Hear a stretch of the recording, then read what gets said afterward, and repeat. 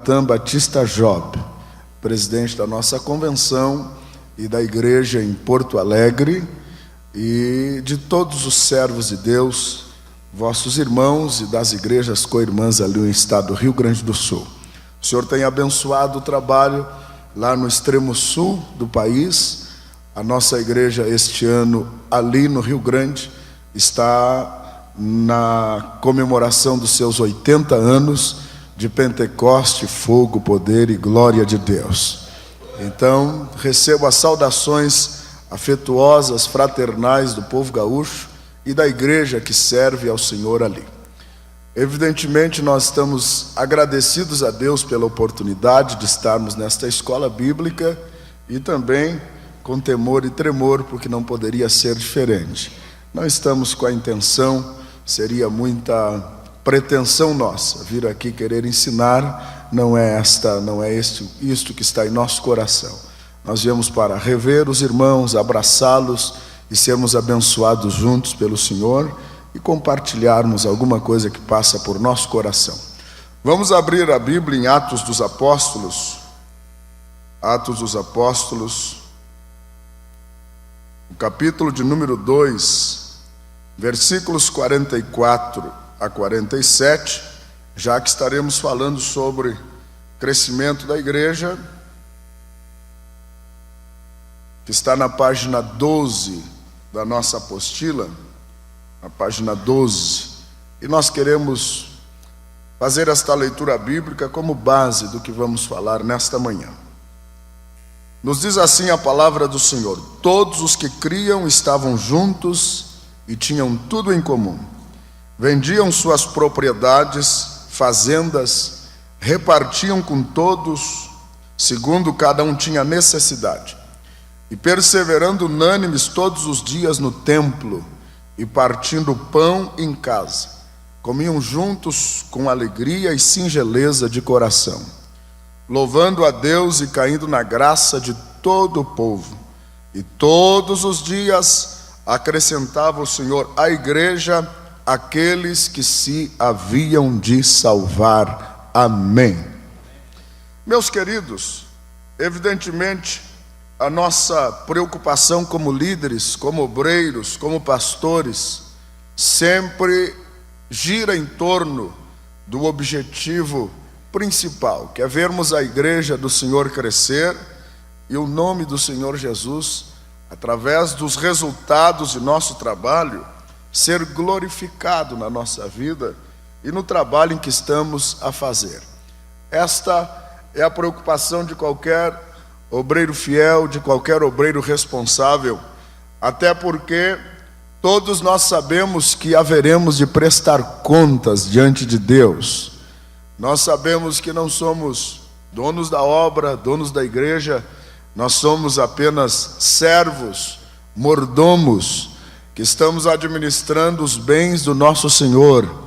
Ele confiou-nos uma parte do seu tesouro, e um dia os talentos que recebemos, as oportunidades que recebemos, as almas que não são nossas, pertencem ao Senhor Jesus, todo este patrimônio espiritual, pessoal, moral, nós haveremos de prestar contas diante do Senhor.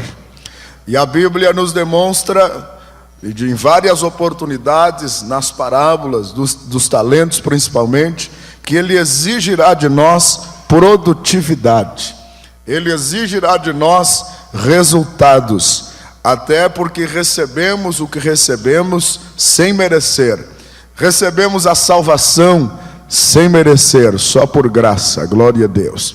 Recebemos o dom ministerial, a chamada, sem merecer, é por graça de Deus. Recebemos a oportunidade de trabalharmos para o Senhor sem merecer, é por sua graça e misericórdia. Recebemos a oportunidade de servir a Ele na sua igreja sem merecer, também por graça, aleluia. Recebemos a oportunidade de sermos retirados de um mundão de miséria e estarmos assentados junto aos príncipes sem merecer, é por graça do Senhor e por sua bondade. E baseado nesta manifestação grandiosa de sua graça sobre nós, é que nós temos os recursos para fazermos uma obra com resultados. E se não apresentarmos resultados, não há dúvida, com resultados ou sem resultados seremos cobrados. Mas se tivermos resultados, certamente seremos galardoados. É visando esta preocupação de sermos produtivos que nós queremos compartilhar com os irmãos algumas porções do assunto que está nesta apostila, que é o crescimento da igreja. Evangelizar é difundir, é pregar as boas novas, é declarar o perdão de pecados, a ressurreição dos mortos, através do que nos ensina as Escrituras, é demonstrarmos as evidências do poder do Espírito Santo, da palavra do Senhor, e demonstrar que o Senhor Jesus é Rei, é Senhor, é Salvador. Isto é evangelizar. Mas nós sabemos que nem todo evangelismo resulta em crescimento da igreja. Sabemos que nem todo evangelismo resulta em crescimento da igreja. Nem todo esforço que fizemos resulta em crescimento da igreja. E todos nós queremos que a igreja cresça. Amém? Todos nós queremos.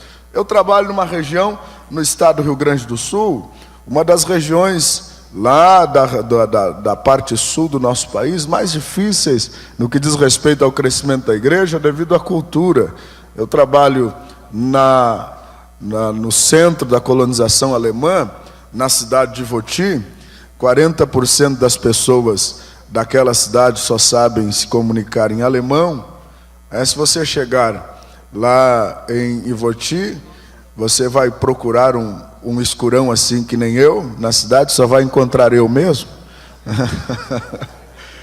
E pela cultura europeia que domina aquela região, o ritmo de crescimento da igreja, a metodologia de trabalho é diferente. E eu estou tão contextualizado na cultura alemã que Jesus me deu um filho alemão, adotivo, é o Juliano. Ele tem 20 anos, é um filho loiro, de olhos azuis. Quem chega lá na porta da casa e ele vai receber, olha para ele e diz assim: Jesus fez um milagre aqui na casa do pastor Luiz Antônio. Porque Jesus é de milagres, né? Jesus faz milagres. É lá onde eu trabalho. É uma região com ritmo de crescimento diferente. E todos nós sabemos que de lugar para lugar muda, mas nós queremos que a igreja cresça. Por que não cresce? Porque muitas vezes, apesar dos esforços que fizemos, dos investimentos que fizemos, qual o pastor, qual o líder de igreja que já não passou por aquele momento de reflexão após um grande investimento evangelístico, uma cruzada evangelística, um projeto evangelístico, não alcançou os resultados que esperava e começa a se questionar? É baseado nestas preocupações, nesses questionamentos, que nós queremos compartilhar com os irmãos alguns pensamentos baseados nesta apostila, porque nós devemos saber que, independente do lugar aonde estivermos, nós temos que produzir resultados. Independente da situação em que nos encontrarmos, nós temos que produzir para o reino do Senhor Jesus. Independente dos recursos à nossa disposição, nós temos que alcançar resultados. Independente da metodologia alcançada, nós precisamos produzir para o reino do Senhor Jesus. Precisamos. E por que muitas vezes os nossos esforços não resultam? Porque fazer a igreja crescer, eu sempre digo, é diferente de juntar povo. Juntar povo, todos nós sabemos, é relativamente fácil. Não é tão fácil assim, mas é relativamente fácil. Agora, constituir uma igreja para Deus, dinâmica, crescente, com crescimento harmonioso, equilibrado, fundamentado na Bíblia Sagrada, que venha glorificar o nome do Senhor, eis a questão.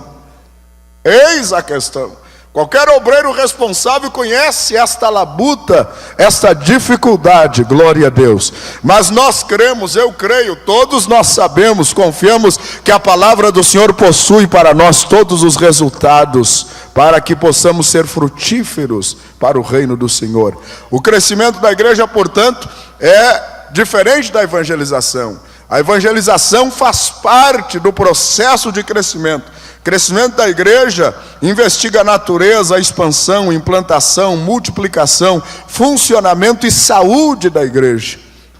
São esses fatores que nós analisamos aqui neste material. A base, o fundamento, a natureza da igreja que queira crescer, como expandi-la, como implantá-la, multiplicá-la, a maneira que ela deve funcionar, qual é o seu estado de saúde, a sua saúde espiritual, para que ela possa realmente crescer, e crescer da maneira que a Bíblia aprove. Não é um crescimento aleatório, não é um crescimento de qualquer maneira, tem que ser um crescimento bíblico, fundamentado nas Escrituras Sagradas. Eu gostaria logo, para nós sermos bem objetivos, de ir com os irmãos aqui na página 13, onde nós observamos exatamente aqui no item B da parte A. Está aqui a introdução à teologia do crescimento da igreja, as 3 provisões, os 5 princípios da evangelização do mundo, os 4 objetivos, o duplo resultado e os desafios e tendências no crescimento da igreja. Nós analisamos aqui, irmãos,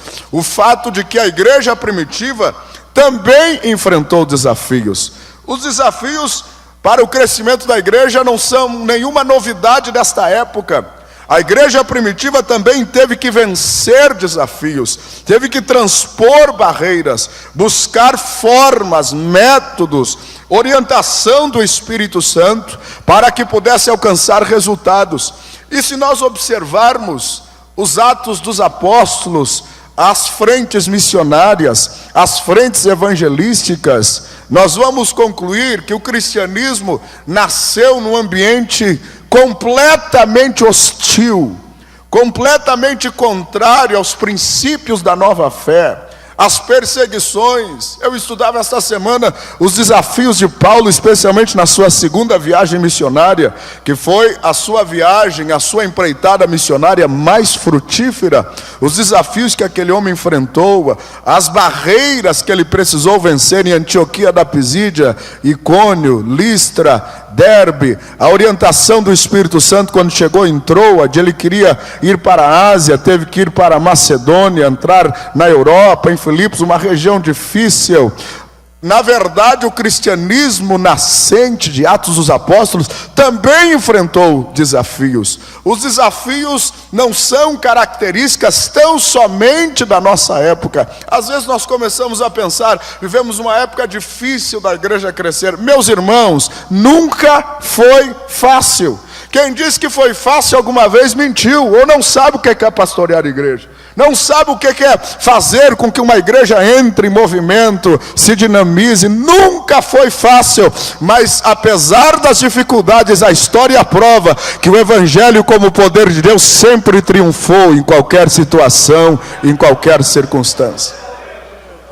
Nós temos a mesma Bíblia, o mesmo Jesus, o mesmo Espírito Santo. O poder do Evangelho ainda permanece inalterável. Nós temos condições de vencer os desafios atuais. Mas como a igreja primitiva venceu?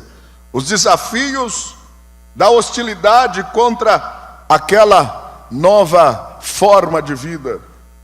Observe bem, a igreja primitiva enfrentava 2 grandes desafios principais: o poder político, monopolizado por Roma, e o sistema religioso idólatra, as filosofias dominantes da época. Tudo era anti-Deus, tudo era anticristo. Nós colocamos aqui 2 respostas. Primeiro, eles venceram reciclando os seus métodos sobre a orientação do Espírito Santo. Segundo, eles venceram reorientando os seus objetivos e estratégias. Para cada desafio que a igreja primitiva enfrentou desde o início, a dificuldade da convivência entre os gregos e os judeus, lá no capítulo 6 de Atos dos Apóstolos, a dificuldade de compreenderem a visão até os confins da terra, foi necessária uma nova frente missionária em Atos 13, em Antioquia, onde Paulo e Barnabé foram enviados, e assim por diante. O concílio de Jerusalém, no capítulo 15 de Atos dos Apóstolos, colocou os irmãos numa nova perspectiva, numa nova compreensão do Evangelho. A igreja primitiva, irmãos, venceu os seus desafios reorientando a sua metodologia baixo a orientação do Espírito Santo.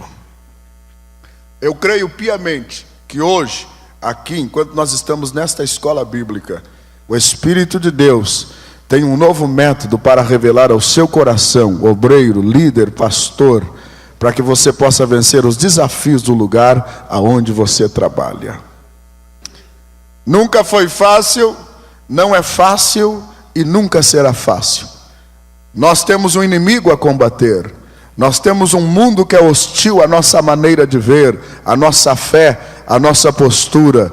Mas a Bíblia diz que nós somos sal da terra e luz do mundo. Temos o poder do Evangelho e o Espírito Santo ainda está conosco para nos orientar. Agora nós temos que estar aberto a esta reorientação do Espírito Santo. Nós temos que aceitar o que o Espírito Santo tem de novo para revelar hoje, aqui, agora, para a nossa vida. E temos que ter a humildade suficiente de, quando concluirmos que um método não funcionou, reconhecermos que não funcionou e temos a disposição de começar tudo de novo, mas do jeitinho que Deus quer que a gente recomece. Glória a Deus. Não da nossa maneira, não da nossa forma. O Espírito Santo tem um método específico para cada igreja, para cada região, para cada situação, do seu jeitinho, da sua maneira de ser. Você sabe, eu sempre digo que Deus não precisa de fotocópias, Deus não precisa de xerox. Você é matéria-prima nas mãos de Deus, e Deus tem um novo método para revelar para a sua vida. Deus lhe chamou, Deus lhe escolheu, Deus lhe levantou, e se você está em paz com Deus, está fiel, está cumprindo a Bíblia, não perca as esperanças, não desanime. Se o trabalho não está produzindo, dobre os joelhos e o Espírito Santo vai te dar um novo método. A verdade é, meus irmãos, que o crescimento da igreja depende de Deus, mas através de nós.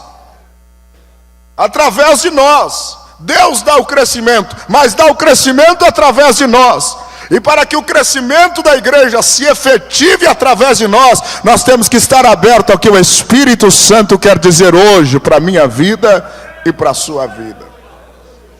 Eu estive no campo missionário 3 anos e meio, e numa região muito difícil, a República Oriental do Uruguai.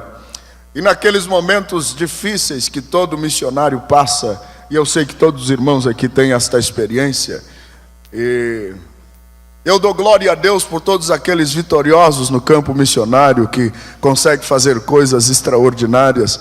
Mas você sabe, quando o missionário vem contando tanto prodígio e maravilha, eu creio que Deus faz, mas eu fico questionando, eu quero ver realmente como é que é.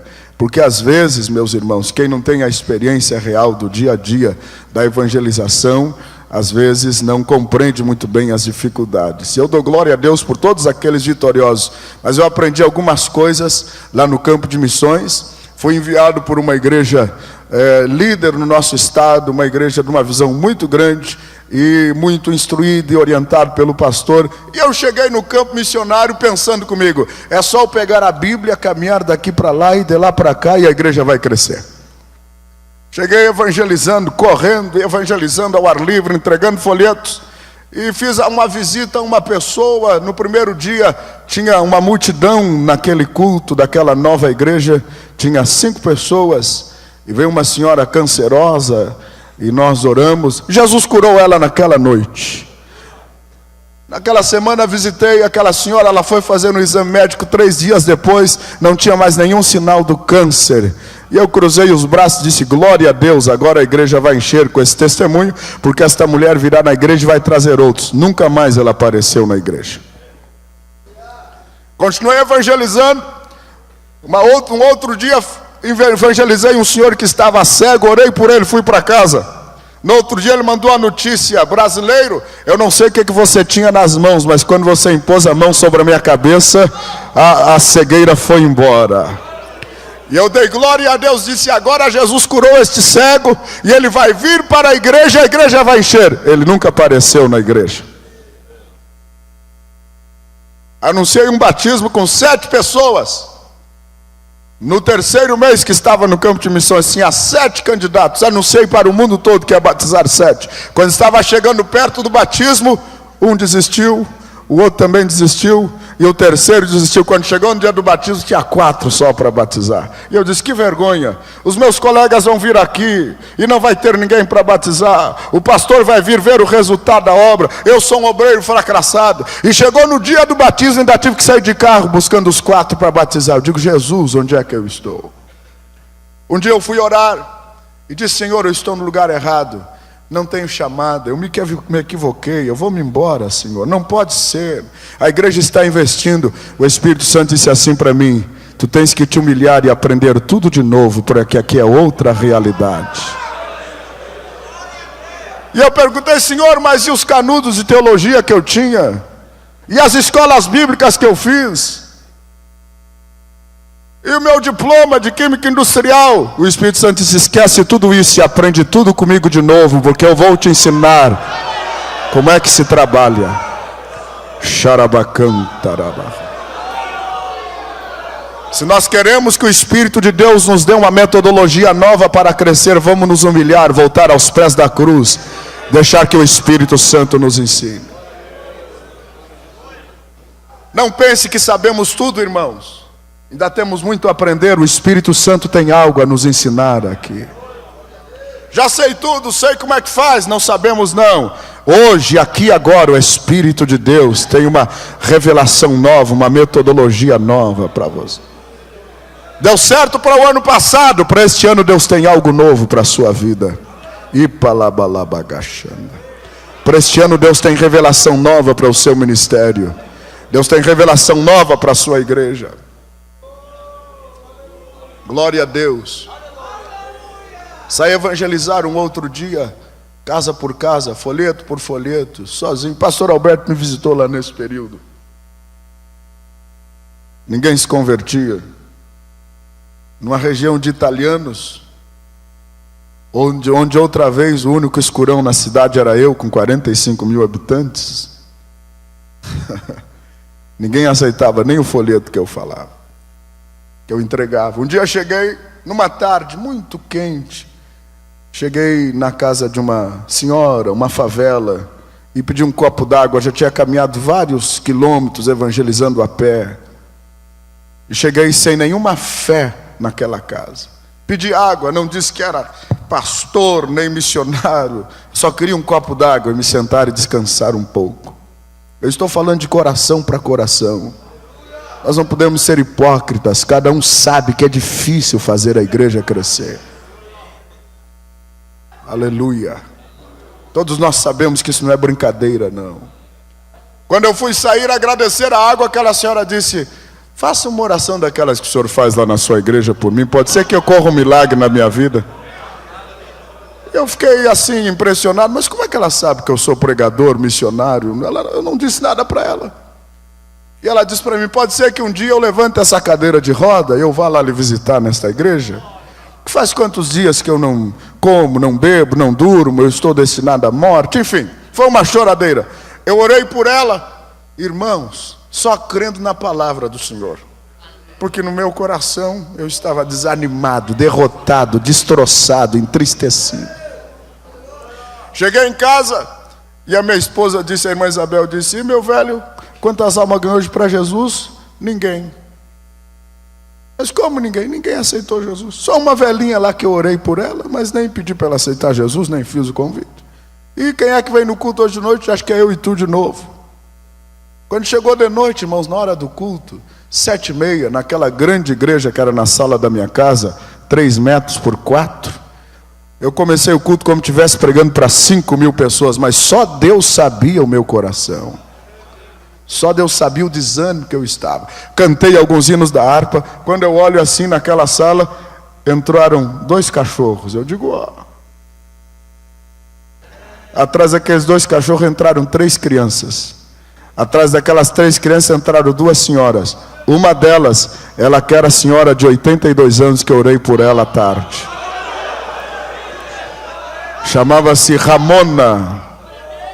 Ela entrou, eu fiquei perplexo, ela olhou para mim, eu fui apresentar, ela disse, antes que o senhor fale, eu quero dizer o seguinte, depois que o senhor impôs as mãos sobre mim e virou as costas, eu levantei da cadeira de roda, eu prometi que ia vir hoje aqui. Aquela mulher foi a maior evangelista que eu tive naquela cidade. Xarabacandarabarra. O Espírito Santo tem um método novo para lhe mostrar aqui. Você não pode desistir do seu ministério, não pode deixar de crer que o seu trabalho pode crescer mais. Creia, creia, creia, creia, creia. Deus ainda é o mesmo. O Evangelho ainda é o mesmo. Xarabacandaramarabagás. Aleluia. Se você depender do Espírito Santo, não tem ministério fracassado. Não tem. O Senhor é poderoso para dar crescimento ao teu ministério, crescimento à igreja. Louvado é o nome de Jesus. Passaram-se alguns meses, aquela senhora se converteu. Em virtude do seu testemunho, batizamos outras pessoas. Outro dia, naquele estado de preocupação que todo obreiro passa, eu dizia: Senhor, passou a primeira unção, ninguém mais se converte, e agora? Eu preciso de algo novo. Um dia eu estava vindo de Montevidéu no ônibus, e eram 2 horas da tarde, o Espírito Santo disse para mim: desce do ônibus. Eu desci. Parei na frente de uma empresa, Empresas Massaro, e o Espírito Santo disse para mim: entra aqui, e eu entrei. Cheguei no escritório daquela empresa, tudo vazio, tinha 5 moços lá no fundo. Eles vieram perguntar para mim o que eu queria, nem eu sabia. Eu comecei a falar de Jesus, disse: hoje de noite eu tenho um culto, espero vocês lá no culto. Cheguei em casa de novo, a minha esposa perguntou: e meu velho, quantos aceitaram Jesus hoje? Olha, eu falei de Jesus para uns moços lá, mas acho que aqueles empresários nunca vão entrar aqui nessa casa feia. Chegou quinta-feira de noite, aqueles 5 moços estavam na igreja, aceitaram Jesus. Deus me deu uma mensagem profética a um deles. 6 meses depois eu os batizei. Eram 5 empresários. E meu pastor me pediu que viesse de volta, e eu retornei. Deixei um obreiro no meu lugar. Aquele obreiro que ficou no meu lugar desmontou tudo que eu fiz. Que tristeza. Quantos aqui já tiveram esta experiência? E por alguns anos eu carreguei aquela mágoa, aquela tristeza. E Senhor, trabalho perdido, dinheiro perdido, esforço perdido, Senhor. Não ficou nenhum resultado da obra. Que vergonha. O evangelho que eu preguei, os irmãos que me ajudaram, será que não foi certo o que eu fiz? O ano passado eu recebi um telefonema, e um castelhano me dizendo assim: meu pastor, venha me visitar. Eu disse: quem é o senhor? Eu sou pastor. Pastor quem? Sou o pastor Santiago Massaro, que naquela quinta-feira o senhor evangelizou. Aleluia. A profecia que o Senhor falou se cumpriu. Hoje eu sou pastor. Visitei a sua igreja. Todos os membros da igreja vieram me visitar, e eu recebi consolo de Deus, porque todos me disseram assim: pastor, nós somos salvos porque o Senhor obedeceu à voz do Espírito Santo e foi lá e ganhou o nosso pastor para Jesus. Creia que Deus vai dar crescimento ao teu ministério. Não desista de depender do Espírito Santo. Não desista de crer que o Senhor pode dar crescimento à obra que tu estás fazendo. Permaneça crente, fiel, dependendo. Glória a Deus. Irmãos, nós não somos melhores uns do que os outros. Todos nós passamos por esses momentos de luta, de sofrimento, de decepção. Mas há um Deus que nos chamou, que cuida de nós e que é poderoso para nos reorientar. Deixa o Espírito de Deus nesta manhã reciclar a tua metodologia de trabalho. Ele tem uma nova forma, uma nova direção, uma nova orientação para a sua vida. Ele tem. Quantos podem crer nisso e dizer glória a Deus? Nós precisamos seguir o que a igreja primitiva seguiu. Ela aceitou que o Espírito de Deus reciclasse a sua metodologia. Imagine os irmãos, ou melhor, observe os irmãos em Atos dos Apóstolos, os choques que existiram entre a revelação que Paulo recebeu, a nova revelação que Paulo recebeu, a revelação da graça, o evangelho aos gentios, o choque que se gerou no seio da igreja. Mas houve um Tiago, homem cheio do Espírito Santo, pastor da igreja em Jerusalém, que no momento do choque viu que aquele moço, Paulo, com uma nova metodologia, estava dirigida pelo Espírito Santo e não podia impedir o crescimento da obra. É necessário reciclarmos os métodos sob orientação do Espírito Santo. É necessário reorientarmos os nossos objetivos, as nossas estratégias sob a orientação do Espírito Santo. Nunca fora de sua orientação. Seguirmos a orientação do Espírito Santo permanece sendo o principal segredo.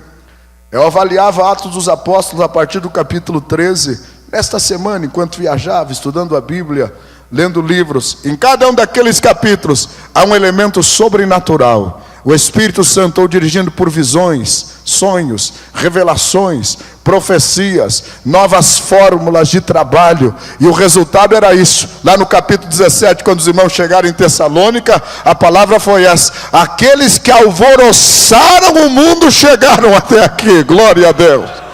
Chegaram até aqui. O Espírito Santo no comando. Sempre é possível fazermos alguma coisa a mais. Amém, meus queridos? Agora, quais são os nossos desafios principais? Vamos à página de número 14. Vamos ser bem objetivos naquilo que compreendemos que realmente toca a nossa necessidade. Na página 14, o item de número 6, os desafios internos no projeto de crescimento e evangelização da nossa amada e querida Assembleia de Deus, que nós amamos profundamente esta igreja e quero dar glória a Deus por isso. Eu sou o que sou, estou onde estou, por causa do evangelho pregado pela Assembleia de Deus. Eu não posso me esquecer daquele homem que chegou lá na minha casa, nos fundos da estância do meu avô, quando nós morávamos numa casa de barro tapada com capim em Santa Fé, na beira de um açude. Foi de lá que Jesus me tirou. Papai era bêbado, inveterado, mamãe era endemoniada, minha família toda servindo a Umbanda, dominada por espíritos diabólicos. E entrou um homem lá em casa que só sabia 2 versículos, João 3,16 e Atos 1,8, mas aquele homem estava tão cheio do Espírito Santo, que ele entrou pela porta da frente e os demônios saíram de marcha ré pela porta dos fundos. Eu penso que a minha origem se identifica com a origem da maioria dos senhores aqui. Foi lá que o evangelho pentecostal nos encontrou. Quais são os desafios que enfrentamos hoje? E nossa querida Assembleia de Deus, observe aqui na página de número 14, o item de número 6, os desafios que enfrentamos hoje para que a igreja cresça. A institucionalização da nossa igreja. A nossa igreja hoje, meus irmãos, é uma instituição reconhecida. Além de sermos movimento do Espírito Santo, nós somos uma instituição que atrai o poder público, atrai a mídia, atrai problemas, atrai dificuldades. Nós somos hoje um movimento reconhecidíssimo, onde todos querem estar perto de nós. Enfim, nós temos um peso social hoje que deve ser considerado. Muita gente espera de nós, o país espera alguma coisa a mais de nós. É um desafio que nós precisamos saber vencer e saber administrar. A igreja como uma instituição. Consequentemente, isso exige mais dos pastores, dos líderes, dos obreiros. Não somos somente um movimento, somos uma instituição. Como administrar isso? Como conviver com isso? A maioria de nós, e por que não dizer todos, somos homens simples, saído de uma vida simples. A nossa igreja se expandiu mais no período em que a nossa população era uma população rural. Já faz aproximadamente 30 anos que o nosso país é um país caracteristicamente urbano. Nós aprendemos muito bem a evangelização rural. A maioria de nós viemos do interior. Como conviver hoje com esta nova realidade, com estes novos desafios? Temos que reconhecer que precisamos vencer esse desafio para que esta instituição grandiosa não se torne uma máquina inerte, numa máquina que não produz. Temos 2 desafios: manter o que já alcançamos na igreja como instituição e fazer com que esta instituição continue produzindo. Como fazer isso? Como manter o que já temos? E o que nós temos não é pouco, glória a Deus. Deus nos deu coisas extraordinárias. Eu sempre digo que nem nós entendíamos que o nosso evangelho tão simples, Jesus salva, cura, batiza com o Espírito Santo e Ele voltará. Nem nós entendíamos que essa mensagem simples tinha tanto poder, ia produzir tanto impacto como produziu. E eu penso que nós mesmos, às vezes, estamos assustados com o tamanho da nossa igreja, porque cresceu demais, esta é a verdade. E como lidar com esta instituição grandiosa, extraordinária, que atrai pessoas inteligentes, atrai o poder público, como manter ela e como fazer com que ela funcione no tamanho que ela está. Eu repito, a graça do Senhor se fará sobre nós suficiente outra vez. Mas é um desafio que nós precisamos vencer. Especialmente os colegas da minha geração que estamos chegando agora. Estamos recebendo uma igreja linda, abençoada, uma igreja cheia, uma igreja rica, uma igreja com belos templos, com catedrais. E muitos de nós não temos ainda, esta é a verdade, não temos aquela identificação com as nossas origens. Não conhecemos, quem sabe conheçamos na teoria como foram os princípios, mas nos falta ainda a prática. Como manter esta instituição e como fazer com que ela continue funcionando. Temos os desafios de outras concorrentes. E o evangelho tem que ser pregado de todas as formas. É um desafio que enfrentamos. O desafio da institucionalização da igreja. Isso atrai a imprensa, o poder político. E o tamanho da nossa igreja desperta na natureza humana, na nossa natureza humana, a ambição. É muito grande. Eu quero a minha parte no bolo. Eu também já fiz alguma coisa. Desperta a ambição. E há dois tipos de ambição. É aquela ambição que é benéfica para a glória do nome do Senhor, que vem a glorificar o nome de Jesus. Mas aquela ambição que quer atrair os holofotes para mim. Eu tenho que ser o centro, eu tenho que ser o maior. Só que quando isso acontece, quando Jesus deixa de ser o centro, nada mais funciona. Porque a coisa só anda quando Ele é o centro. A igreja só funciona se nós estivermos na cruz. Xarabacantarabahas. Aleluia, Jesus tem que ser o centro da instituição, porque Ele é maior, para Ele não tem instituição difícil de fazer funcionar. Se o centro da nossa vida for Ele, se a glória for para Ele, se o poder que vem para a nossa vida sair da cruz e nós deixamos que Ele apareça, que o nome dEle seja glorificado, que Ele seja o centro, a igreja vai continuar crescendo. Agora o nosso eu tem que ser vencido. Porque a nossa igreja cresceu como cresceu, não por causa de nós. Quem faz a diferença não somos nós. Não é eu, não é o seu nome, não é o meu nome que faz a diferença. Quem faz a diferença é o nome de Jesus. Aleluia. Eu sou a estrela, não sou não. Estou enganado, a estrela é Jesus. Eu sou grande, não sou não. O grande é Jesus. Eu sou importante, não sou não. O importante é Jesus. Eu sou famoso, tenho nome, tenho status. Eu tenho que botar a minha fama, o meu nome, o meu status no lixo e deixar que o nome de Jesus apareça.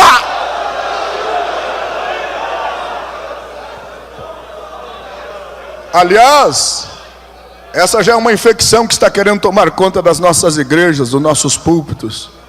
Muita gente grande, muita gente famosa, muita gente importante. E o nome de Jesus onde é que está? Tem que ser do meu jeito, não tem não, tem que ser do jeito dele.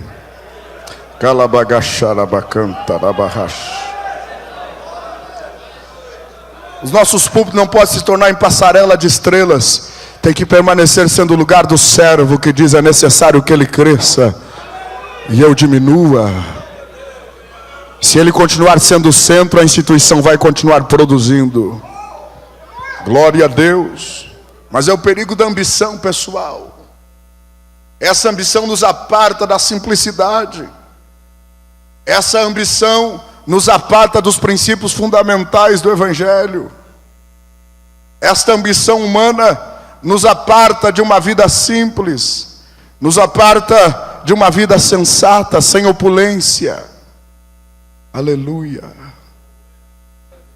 E eu repito, quando ele deixa de ser o centro, nada mais funciona. Não tem método que funcione. Não tem pregador que mova. Agora, se ele for o centro, vai continuar crescendo para a glória do seu nome. A igreja como instituição atrai o perigo da dissensão, da ambição, da dissensão. Aqueles que não têm o Espírito do Senhor, que não têm forma e nem escola, não tem formação. Na cabeça deles, uma parte do bolo que cresceu é deles. Não é, é de Jesus. Glória a Deus. A igreja não é minha e não é sua, é de Jesus. Você não é dono da igreja, eu também não sou. A igreja é de Jesus. Quem morreu pela igreja não foi eu, não foi você, foi Jesus. Não fomos nós que morremos. Ele é o dono de tudo isso aqui. Ele é o dono da minha vida, da sua vida, do seu ministério, da sua chamada, da sua família. Ele é o dono de tudo. Nós não somos donos de nada. Se você pode dar glória a Deus com esta palavra.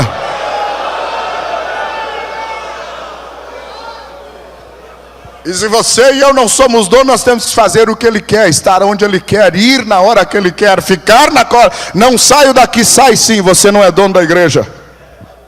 É o Espírito Santo que te tira e te coloca no lugar que Ele quer, do jeito que Ele quer, da forma que Ele quer. Mas quando eu cheguei aqui não tinha nada, a igreja melhorou, eu e você não fizemos nada mais do que obrigação. É meu dever e seu dever trabalhar para que a igreja melhore. Estamos apenas cumprindo o nosso dever. E esta palavra agora tem endereço certo. Esta palavra que eu estou dizendo agora tem uma unção profética. Cuidado! Não esqueça que quem lhe colocar onde você está foi Jesus. E Ele lhe tira na hora que Ele quiser. Na hora que Ele quiser.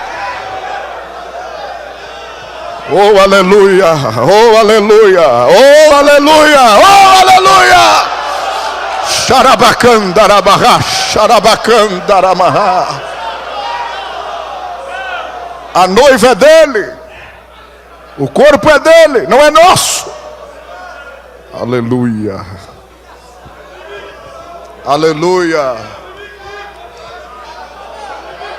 Aleluia. Aleluia.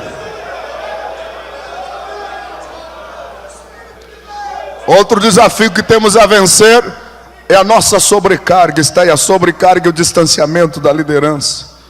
A igreja como instituição exige mais de nós. E nós somos retirados daquelas tarefas que nos fazem tão bem, por força da circunstância muitas vezes. Somos retirados muitas vezes por força das circunstâncias da oração, do jejum, da meditação, da comunhão com Deus.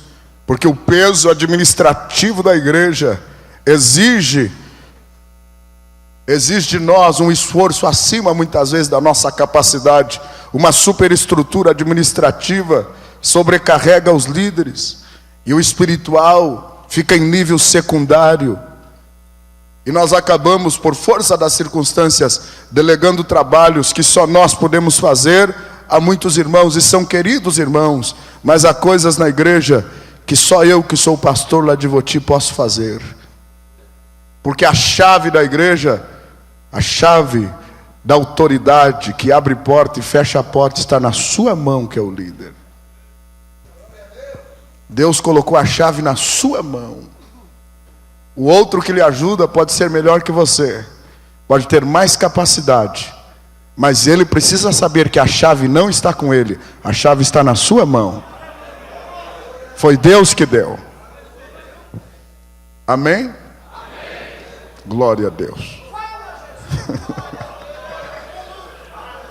E você também precisa saber que a chave está na sua mão. Eu preciso saber que a chave está na minha mão. E eu vou ter que prestar conta um dia desta chave. A autoridade está. Agora a verdade é que se nós não nos policiarmos, não delegarmos coisas. E o que é secundário? O espiritual sempre é prioridade. Sempre. A oração, o jejum, a consagração é prioridade em qualquer situação, em qualquer circunstância. É Martim Lutero que dizia: hoje eu tenho tanto trabalho que vou ter que passar mais horas em oração. O dia que ele tinha mais trabalho era o dia que ele mais orava, mais estava na presença do Senhor. Aleluia. Mas essa sobrecarga que nos distancia das ovelhas é um desafio que eu e você temos que vencer em nome de Jesus. Terceiro desafio, dentro da nossa Assembleia de Deus, o profissionalismo eclesiástico. Uma filosofia contemporânea de que pregar o Evangelho é só lá no Rio Grande do Sul, se diz pelo din-din, não é? Uma alta fonte de renda. Enquanto biblicamente, pregar o Evangelho ainda é idealismo sacrificial. Tem gente tentando mudar isso aí, mas esse é um fundamento que não pode ser mudado de maneira nenhuma. Pregar o Evangelho ainda exige renúncia. Pelo menos pregar o Evangelho verdadeiro, o Evangelho da cruz, o Evangelho genuíno, o Evangelho que dá resultado, que toca o coração, ainda exige renúncia. Eu estou preocupado com isso. Eu estou preocupado com isso. Porque a pregadora aí botando preço para pregar.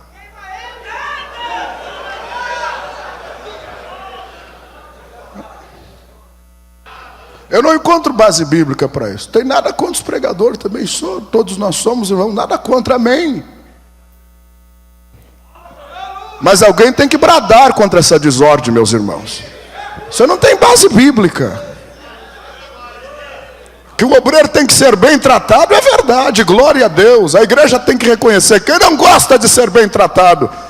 Mas eu saí para assumir um compromisso para pregar e ter que assinar um contrato, e o dinheiro já tem que estar na minha conta antes de eu subir no púlpito, eu não encontro base bíblica para isto.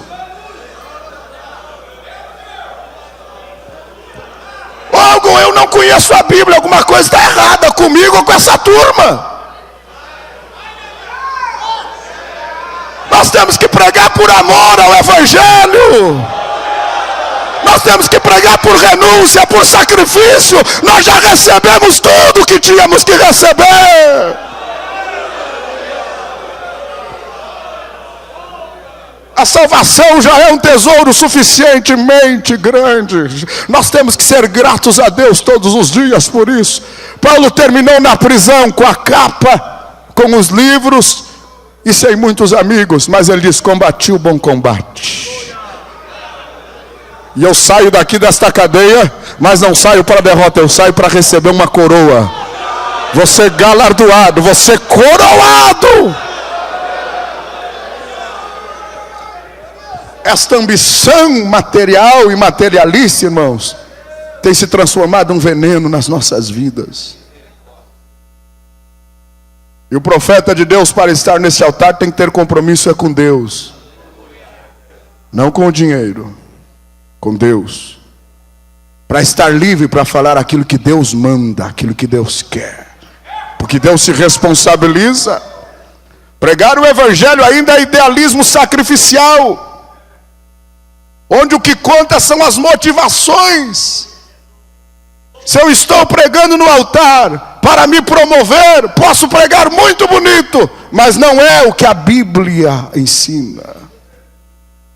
E sem dúvida as minhas motivações determinam os resultados da minha prédica. Se eu pregar com as motivações erradas, Deus não tem compromisso comigo. Agora, se eu pregar uma mensagem simples, 10 minutos, 15 minutos, sem muita beleza, mas com a motivação certa, com jejum, oração, é impossível Jesus não cumprir a sua palavra. Porque a Bíblia diz que para entrar no santuário do Senhor tem que ter coração limpo e mão pura. Coração puro e mão limpa. Temos que pregar o Evangelho, mas viver o Evangelho. Temos que pregar com pureza de coração. Glória a Deus. O que conta são as motivações. Este é um dos fatores altamente prejudicial ao crescimento da igreja. esta visão profissional que se está tendo do ministério. Eu creio piamente que ministério ainda é vocação, não é profissão. Creio piamente que a minha vocação deve obedecer à orientação de Deus, fazer o que Ele quer, porque Ele vai cuidar de mim. Creio que Deus cuida, creio que Deus cuida do seu chamado, não lhe deixa faltar nada, nem passar sacrifício. Quarto desafio dentro da nossa igreja: os conflitos éticos teológicos. Estas discussões daquilo que é, que não é, que pode, que não pode, só pode ser vencido através do ensino da palavra. E o ensino bíblico verdadeiro centraliza o nosso evangelho na cruz de nosso Senhor Jesus Cristo.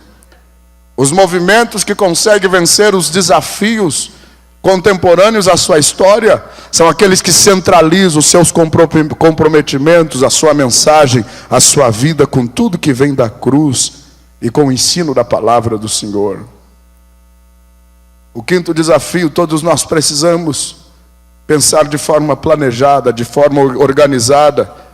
Temos que ter a visão do crescimento. E para termos a visão, se temos a visão, e já foi falado aqui em visão algumas vezes, glória a Deus por isso, vamos buscar, vamos planejar, vamos organizar, vamos fazer a nossa parte, fazer o possível. E o impossível, meus irmãos, o Senhor Jesus ainda faz, glória a Deus. E a necessidade, o sexto desafio, é a necessidade de um adestramento em alto nível para que a igreja cresça, objetivando especificamente o crescimento da igreja. Glória a Deus. E a razão pela qual nós estamos reunidos aqui nesta escola bíblica, para sermos treinados, para que o Espírito Santo nos treine, nos ensine através da palavra.